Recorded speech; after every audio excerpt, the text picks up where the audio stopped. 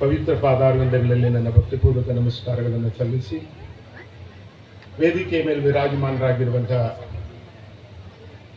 ಶಿಕ್ಷಣ ತಜ್ಞರಾದಂತಹ ಪರಮಪೂಜ್ಯ ನಿರ್ಭಯಾನಂದ ಮಹಾಸ್ವಾಮಿಗಳ ಪವಿತ್ರ ಪಾದಗಳಲ್ಲಿ ನನ್ನ ಭಕ್ತಿಪೂರ್ವಕ ನಮಸ್ಕಾರಗಳನ್ನು ಸಲ್ಲಿಸಿ ವೇದಿಕೆ ಮೇಲೆ ಆಸೀನರಾಗಿರುವಂಥ ಯಾವತ್ತು ಗಣ್ಯಮಾನ್ಯರೇ, ಈ ಸಮಾರಂಭದಲ್ಲಿ ಸಮ್ಮಿಲನಗೊಂಡಿರುವಂತಹ ಯಾವತ್ತು ಅನ್ನದಾನಿಯ ಭಕ್ತ ಕೋಟಿಗಳು, ಜಗದ್ಗುರು ಅನ್ನದಾನೀಶ್ವರ ವಿದ್ಯಾ ಸಮಿತಿ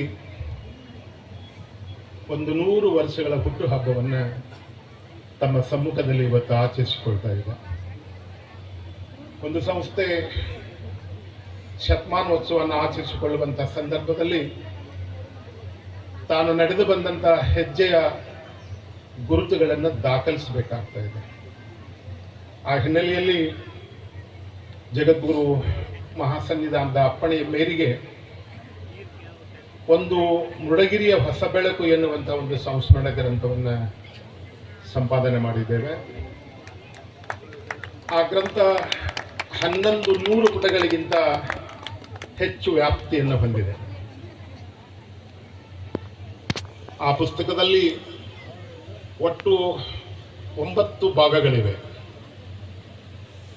ಮೊದಲನೇ ಭಾಗದಲ್ಲಿ ಈ ನಾಡಿಗೆ ಹೊಸ ಬೆಳಕನ್ನು ನೀಡಿದಂತಹ ಜಗದ್ಗುರು ಅನ್ನದಾನೀಶ್ವರ ಸಂಸ್ಥಾನ ಮಠ ಮತ್ತು ಪ್ರಸ್ತುತ ದಶಮ ಪೀಠಾಧೀಶರಾದಂಥ ಪರಮಪೂಜ್ಯ ಜಗದ್ಗುರು ಅನ್ನದಾನೀಶ್ವರ ಮಹಾಸ್ವಾಮಿಗಳನ್ನು ಕುರಿತು ಅಲ್ಲಿ ಲೇಖನಗಳನ್ನು ಸಂಗ್ರಹ ಮಾಡಲಾಗಿದೆ. ಎರಡನೆಯ ಭಾಗದಲ್ಲಿ ಜಗದ್ಗುರು ಅನ್ನದಾನೀಶ್ವರ ವಿದ್ಯಾಸಂಸ್ಥೆ ಇವತ್ತು ಬಹಳ ಹೆಮ್ಮರವಾಗಿ ಬೆಳೆದ ನಿಂತಿದೆ. ಪರಮಪೂಜ್ಯ ಜಗದ್ಗುರು ಅನ್ನದಾನೀಶ್ವರರು ಅಧಿಕಾರವನ್ನು ಇರಿಸಿಕೊಂಡಾಗ ಕೇವಲ 1 ಪ್ರೌಢಶಾಲೆ ಮಾತ್ರ ಇತ್ತು. ಇವತ್ತು 33 ಅಂಗಸಂಸ್ಥೆಗಳು ವಿದ್ಯಾಸಂಸ್ಥೆಯ ಆಶ್ರಯದಲ್ಲಿ ಕಾರ್ಯನಿರ್ವಹಿಸ್ತಾ ಇವೆ. ಅಂಗಸಂಸ್ಥೆ ಇಷ್ಟು ಹೆಮ್ಮರವಾಗಿ ಬೆಳೆದು ನಿಲ್ಲೋದಕ್ಕೆ ಪ್ರಸ್ತುತ ದಶಮ ಪೀಠಾಧೀಶರಾದ ಜಗದ್ಗುರು ಅನ್ನದಾನೀಶ್ವರ ಮಹಾಸ್ವಾಮಿಗಳ ಶ್ರಮ ಸಿಂಹಪಾಲ. ಆ ಹಿನ್ನೆಲೆಯಲ್ಲಿ 3ನೇ ಭಾಗದೊಳಗೆ ಪೂಜ್ಯರು ನಾನೀಗಾಗಲೇ ಹೇಳಿದಾಗಿ ಈ ನಾಡಿನ ಸಂಶೋಧಕರು, ಸಂಪಾದಕರು, ಕವಿಗಳು ಹೇಳೋದಕ್ಕೆ ಶಬ್ದಗಳು ಸಾಕಾಗುವುದಿಲ್ಲ. ಅಷ್ಟು ಸಾಹಿತ್ಯ ಕ್ಷೇತ್ರದೊಳಗೆ ಸಾಧನೆಯನ್ನು ಮಾಡಿದಂಥವ್ರು.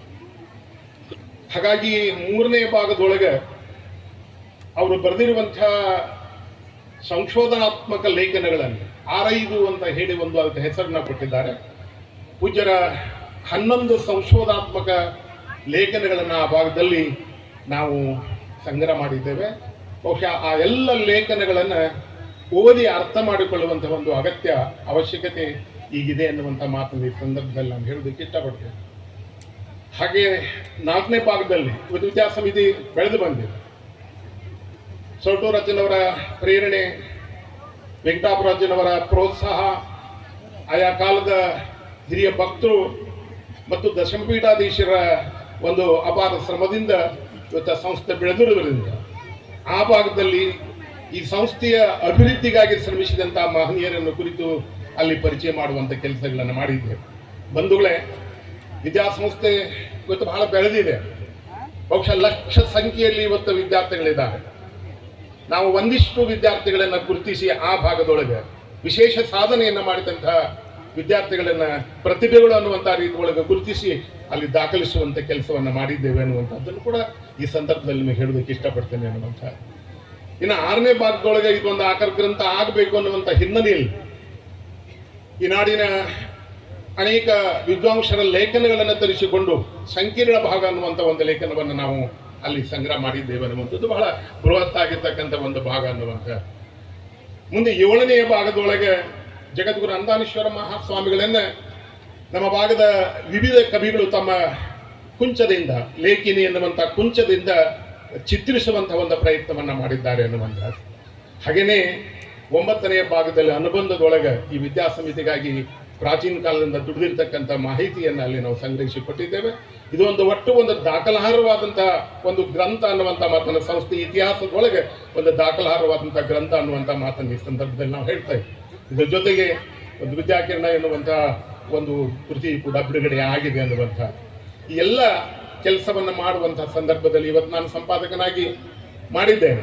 ಅದರದೆಲ್ಲವನ್ನ ನಮ್ಮ ಜಗದ್ಗುರು ಅನ್ನದಾನೀಶ್ವರ ಮಹಾಸ್ವಾಮಿಗಳು ಅದನ್ನು ನೋಡಿ ತಿದ್ದಿ ತೀಡಿ ಅದಕ್ಕೆ ಒಂದು ವಿಶಿಷ್ಟವಾಗಿರ್ತಕ್ಕಂಥ ರೂಪವನ್ನು ಕೊಡ್ತಕ್ಕಂಥ ಕೆಲಸವನ್ನು ಮಾಡಿದ್ದರಿಂದ ಆ ಕೆಲಸವನ್ನು ನನಗೆ ಮಾಡೋದಕ್ಕೆ ಸಾಧ್ಯ ಆಯಿತು ಎನ್ನುವಂಥ ಮಾತುಗಳನ್ನು ಈ ಸಂದರ್ಭದಲ್ಲಿ ಹೇಳಿ, ಜಗದ್ಗುರು ಅನ್ನದಾನೀಶ್ವರ ಮಹಾಸ್ವಾಮಿಗಳು ಈ ಸಂದರ್ಭದೊಳಗೆ ಒಂದು ಶತಮಾನೋತ್ಸವ ಆಚರಿಸಿಕೊಳ್ಳುವಂಥ ಸಂದರ್ಭದೊಳಗೆ ಒಂದು ಸೇವಾ ಅವಕಾಶವನ್ನು ನನಗೆ ಕಲ್ಪಿಸಿಕೊಟ್ಟು ಭಾಳ ಪ್ರಾಮಾಣಿಕವಾಗಿ ನಾನು ಅವರ ಆಶೀರ್ವಾದವನ್ನು ಪಡೆದುಕೊಂಡು ಆ ಗ್ರಂಥವನ್ನು ಸಿದ್ಧಪಡಿಸಿದ್ದೇನೆ ಅನ್ನುವಂಥ ಮಾತುಗಳನ್ನು ಹೇಳ್ತಾ ಈ ಸಂದರ್ಭದಲ್ಲಿ ಕೆಲವು ವಿಚಾರಗಳನ್ನು ಹಂಚಿಕೊಳ್ಳೋದಕ್ಕೆ ಅಪ್ಪಣೆ ಮಾಡಿದಂಥ ಪರಮಪೂಜ್ಯ ಜಗದ್ಗುರು ಮಹಾಸನ್ನಿಧಾನಕ್ಕೆ ತಮ್ಮೆಲ್ಲರ ಪರವಾಗಿ ಭಕ್ತಿಪೂರ್ವಕ ನಮಸ್ಕಾರಗಳನ್ನು ಸಲ್ಲಿಸಿ ನನ್ನ ಮಾತಿಗೆ ಪೂರ್ಣ ವಿರಾಮ ಕೊಡ್ತೇನೆ. ನಮಸ್ಕಾರ.